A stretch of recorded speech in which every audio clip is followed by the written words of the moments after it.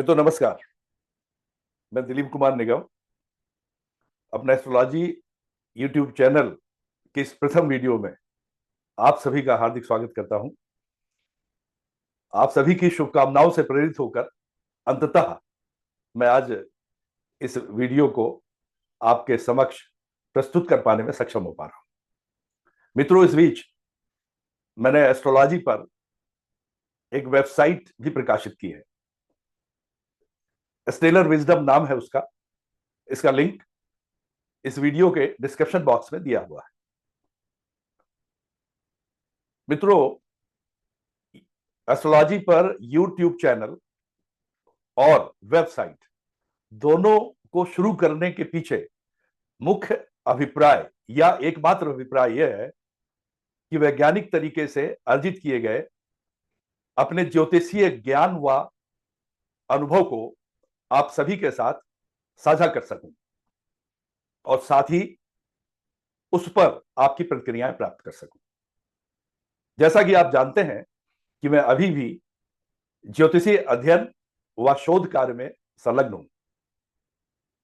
आपके सुझाव, आपकी प्रतिक्रियाएं निश्चित तौर पर मुझे न केवल मेरे अध्ययन और शोध कार्य को नई दिशा प्रदान करेंगे, बल्कि आगामी वीडियोज हेतु भी मेरा मार्गदर्शन करेंगे। मित्रों, इस बीच हमने या इस प्रक्रिया में आप कह सकते हैं कि एक ज्योतिषीय संबंध जो पारस्परिक रूप से मेरे और आप सभी के बीच में स्थापित होगा, वो निश्चित तौर पर हम सबको एक साथ एक अच्छी दिशा के साथ अग्रसर होगा। इसके पहले कि मैं मुख्य विषय पर अपनी चर्चा को आगे बढ़ाऊं, मैं चाहता हूं कि एक बात और आपके संज्ञान में ला दूं। मैंने यह निश्चय किया है कि मेरे YouTube चैनल के जितने भी आगामी वीडियोज होंगे, उनका नामकरण क्रमबद्ध तरीके से विषय वस्तु को ध्यान में रखते हुए भाग 1, भाग 2, भाग 3 आदि के रूप में किया जाए। ऐसा करने से यदि कभी भी उनमें चर्चित विषय वस्तु को पुनः सुनने या देखने का अवसर प्राप्त होता है, तो उस विषय वस्तु के रिवीजन के कार्य में बड़ी मदद मिलेगी। धन्यवाद। अब मैं आज अपने इस प्रारंभिक वीडियो में आपके साथ ज्योतिष के 3 महत्वपूर्ण पहलुओं पर चर्चा करना चाहूंगा। साथियों, जैसा कि आप सभी जानते हैं कि जब आपका जन्म होता है तो राशियों की और ग्रहों की स्थिति के अनुसार आपकी जन्म कुंडली तैयार की जाती है। जन्म कुंडली की संरचना कैसी होती है, उसके बारे में आज मैं आपके साथ चर्चा करना चाहूंगा। फिर आपका जन्म लग्न क्या होता है, और तीसरी बात आपकी जन्म राशि क्या होती है। तो साथियों, अभी मैं आपके साथ स्क्रीन शेयर करते हुए उस पर एक उदाहरण के साथ चर्चा करना चाहूंगा। इसमें हम एक चार्ट को ले लेते हैं।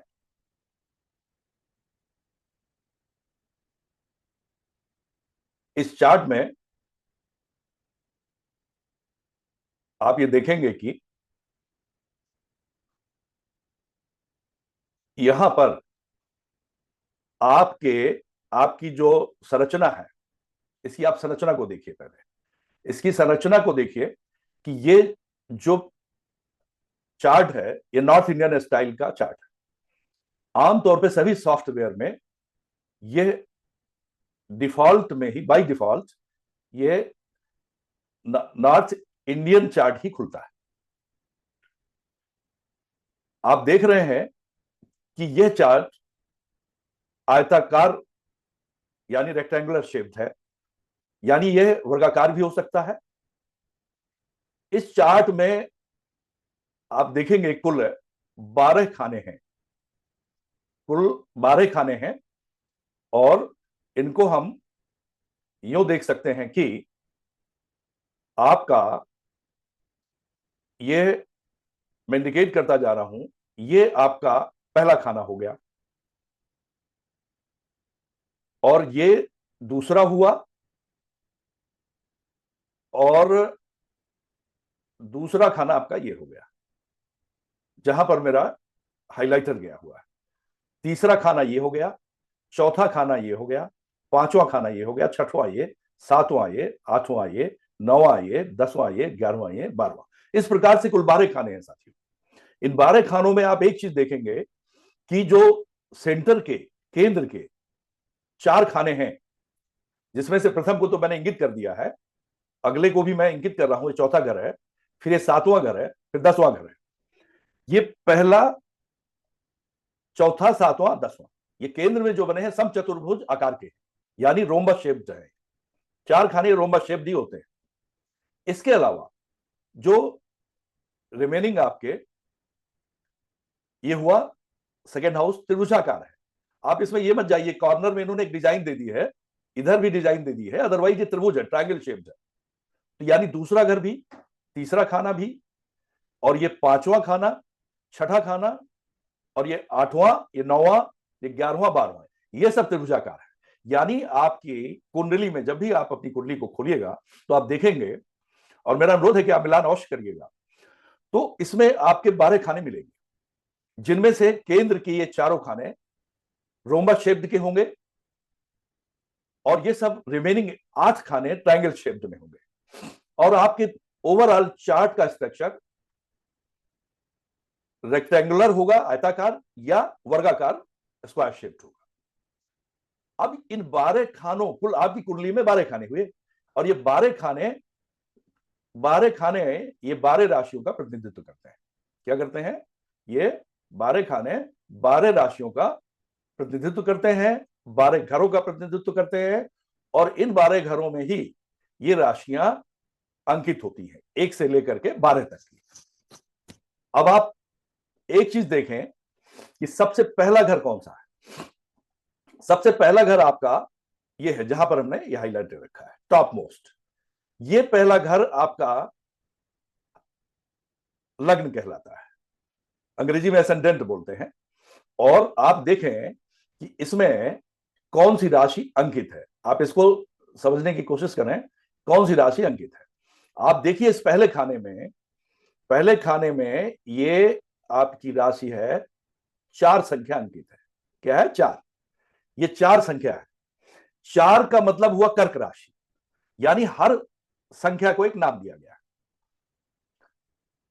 नंबर 1 मेष के लिए, नंबर 2 वृष राशि के लिए, नंबर 3 से मिथुन, नंबर 4 से कर्क, नंबर 5 से सिंह, नंबर 6 से कन्या, नंबर 7 से तुला, नंबर 8 से वृश्चिक, नंबर 9 से धनु, नंबर 10 से मकर, नंबर 11 से कुंभ, नंबर 12 से मीन राशि का प्रतिनिधित्व होता है साथियों।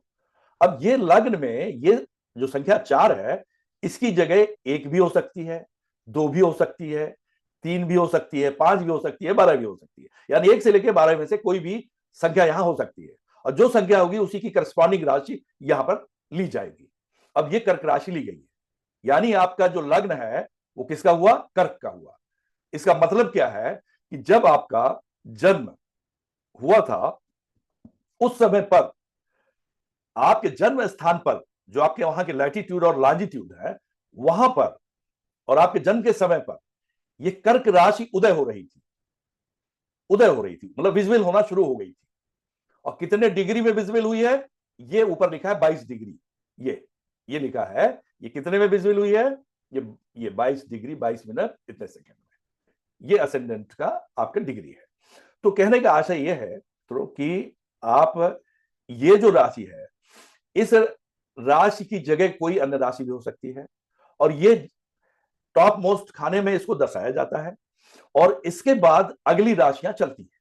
अगर यहां 4 है तो अगली राशि क्या होगी? आपकी 5 होगी। अगली राशि आपकी क्या है? 5 होगी।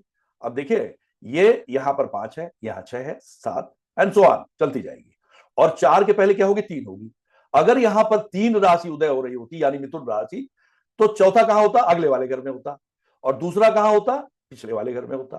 कहने का मतलब राशियां चलायमान है, यानी जो नॉर्थ इंडियन चार्ट है उसमें राशियां तो मूव करती हैं, साइंस मूव करते हैं, संख्याएं मूव करती हैं, लेकिन जो ये घर होते हैं वो फिक्स्ड होते हैं। मतलब अगर आपका लग्न है तो लग्न ही टॉप मोस्ट होगा, और ये पहला घर कहलाता है, this is your first house. और अगर आपका ये आपका हो गया फर्स्ट हाउस, इसी तरह से ये आपका हो जाएगा सेकेंड हाउस, ये आपका हो जाएगा थर्ड हाउस, ये आपका ये फिक्स रहेगा, आपकी किसी भी चार्ट में उठा करके आप देखिए, ये आपका होगा फोर्थ हाउस, ये आपका होगा फिफ्थ हाउस। तो इस तरह से ये चीजें बढ़ती जाएंगी। तो मित्रों, बहुत लंबा वीडियो ना हो इसलिए मैं अपनी बात को यहीं पर विराम देना चाहता हूं।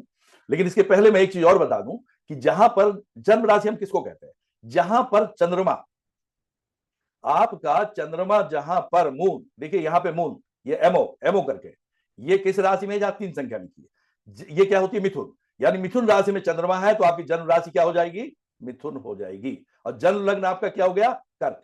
अब वो चंद्रमा किसी और राशि में हो सकता है, अकॉर्डिंगली उसका नाम राशि का बदल जाएगा, और ये लग्न में भी जो संख्या होगी उसके अनुसार उसका लग्न होगा। तो मित्रों, मैं अपनी बात को यहीं पर विराम देता हूं। वीडियो थोड़ा उदाहरण देने की वजह से लंबा हो गया है।